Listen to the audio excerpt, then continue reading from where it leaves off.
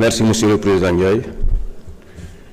Monsieur le Premier ministre, Monsieur le ministre de l'Économie et du Budget, chers membres du gouvernement, chers collègues, c'est un plaisir pour moi d'accueillir à nouveau le Premier ministre Ousmane Sonko dans cette auguste assemblée pour parler des questions d'actualité. Et je salue vraiment son courage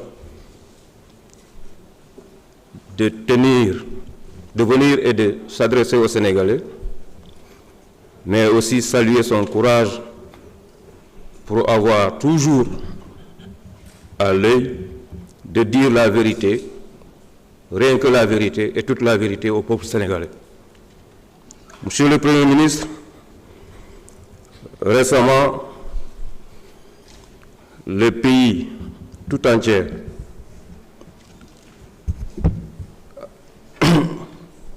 a eu le rapport de la Cour des comptes et le scandale de la dette cachée et du déficit maquillé révélé par l'audit des finances publiques pour la période 2019-2024 nécessite, pour le surmonter, un pacte de stabilité sociale entre l'État du Sénégal, les employeurs et les travailleurs.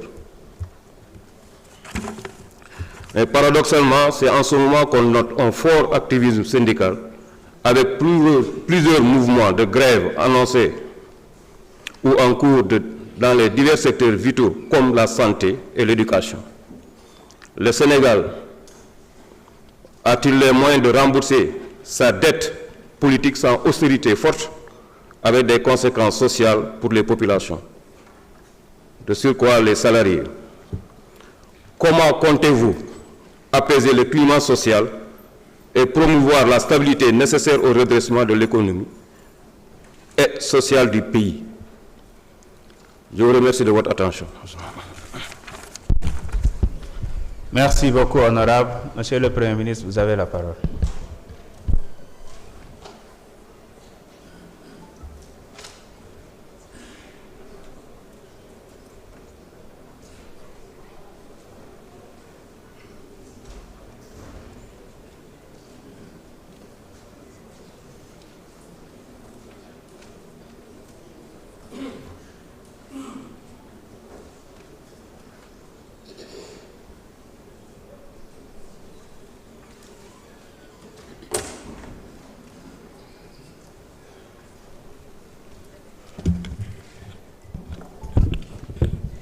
Monsieur le Président de l'Assemblée nationale, Mesdames et Messieurs les honorables députés, Mesdames et Messieurs les ministres et secrétaires d'État, c'est un honneur et un plaisir de nous retrouver ici aujourd'hui. Et comme je l'avais promis la dernière fois, nous serons ici autant que possible pour élever la démocratie au Sénégal et pour nous livrer à cet exercice essentiel, important de dialogue entre les deux pouvoirs.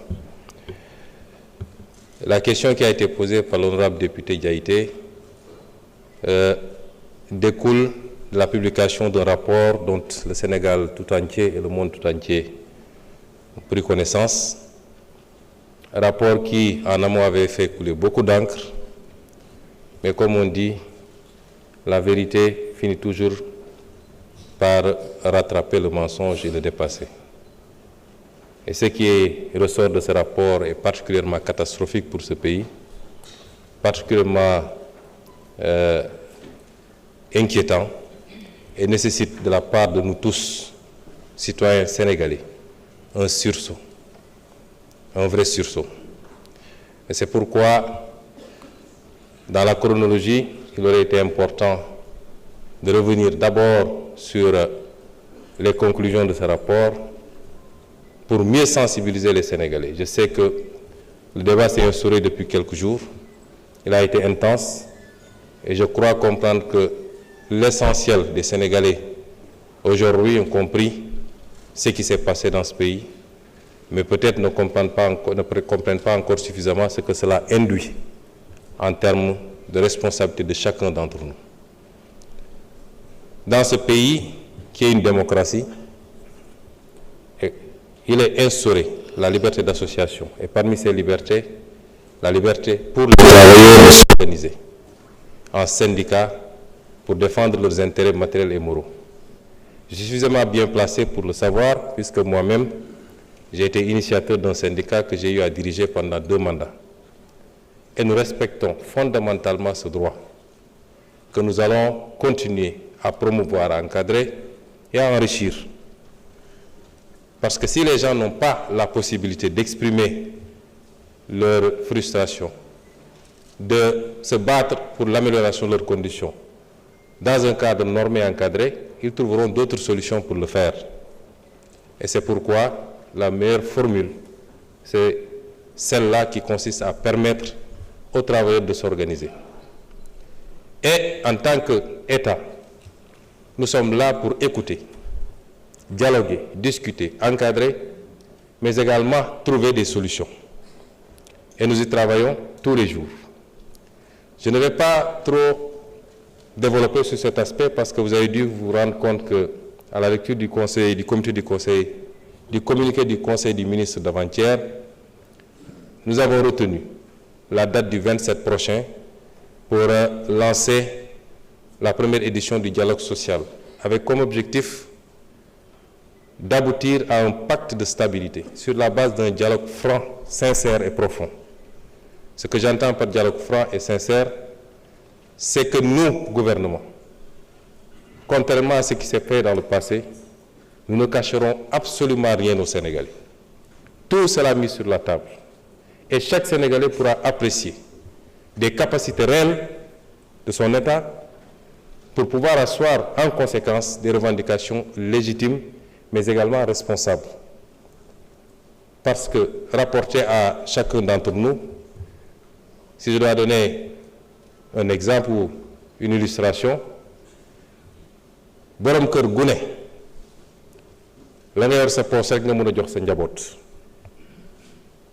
boo noo bëgg-bëgg sa njaboot ak loo leen yéene buñ la nee villa bi gën a rafet Almadies laa bëgg te yow la ngay fayal waaye tëna la defe naa du gaaw a sotti kon revendication day fekk ki nga koy laaj mu leer la ni mën na ko am na ko waaye su demul noonu rek mooy sama yoon newul ci loo am ak loo mën waaye faw di nga def li ma bëgg loolu nekkatul revendication leneen lañ koy tuddee pour nag ñoom ñu xam li état bi am ak li mu mën moo tax ci dialogue bi partant de ce qui a été déjà fait avec le rapport mais partant de tout ce qu'on est en train de faire parce que rapport bi benn toq rek la ci li ñuy liggéey fi mu toll nii ci situation réew mi te nañ ci dellu si certainement yaakaar naa ni peut-être député yi dinañ ci addu ñu teg loolu yépp sur la table wax fi situation bi toll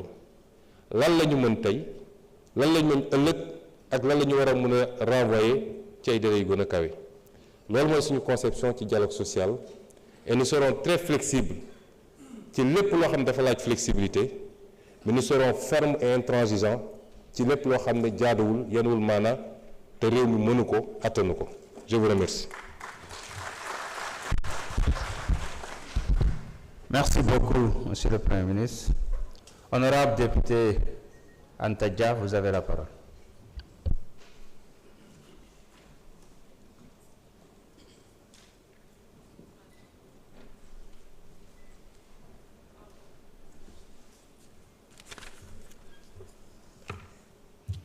Bonjour Monsieur le Président, bonjour Monsieur le Premier ministre, Mesdames et Messieurs les membres du gouvernement.